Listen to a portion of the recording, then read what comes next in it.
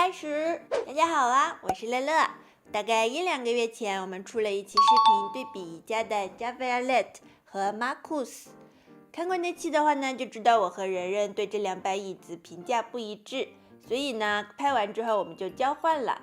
人人做 Javalet， 我做 Marcus。但是过了几天，我又觉得我们辛苦 DIY 了这么好看的升降桌 ，Marcus 实在颜值不够啊。那么我就把它换成了，这是 Vitra 的 Physics 办公椅，它的价格呢是宜家 Javalet 的4倍以上。今天我们一起来看一下，是不是贵的就更好呢？首先，我们对比价格，在德国 Physics 的基础款材质是 FleeceNet 织物网面，售价823欧元。如果选 TrioKnit 网面的话，就是887欧元。宜家的 Javalet 没有扶手的版本是169欧元，有扶手的版本是199欧元。所以说呢 ，Physics 的价格是它的4倍以上。关于 Vitra 这么昂贵，第一个感受就是我不需要组装这把椅子，送来一个大箱子，掏出来椅子就可以使用。这一点比宜家确实要方便许多。不过不好意思啊，没有拍摄，那是几年前我在办公室开箱的。没错，我把老板给我在办公室用的椅子搬回家了。对比一下外观，这2把椅子都很优美，用料看起来也都非常不错。宜家并没有让人觉得廉价，但我想说一个细节，从楼梯走上来的过程是能看到椅子的底部的。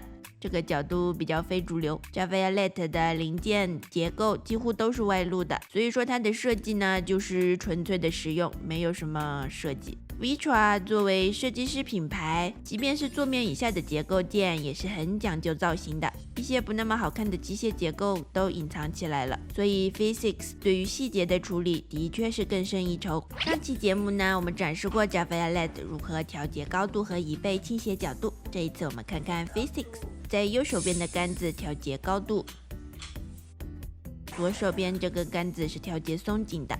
逆时针的话就会让椅背比较紧，背部可以倾斜的角度变小，更强的推背感。顺时针转的话呢，就可以很大幅度的向后靠。椅子的底部有个锁，拉下来就是锁住椅背，就不可以向后倾斜了。顶上去呢就是解锁，可以像刚才那样摇摆椅背。很显然啦 ，Physics 不能调节腰部支撑，也没有什么颈部支撑。不过我觉得还是非常舒适的。腰部的织物网面紧紧地贴住身体，稳稳地托住。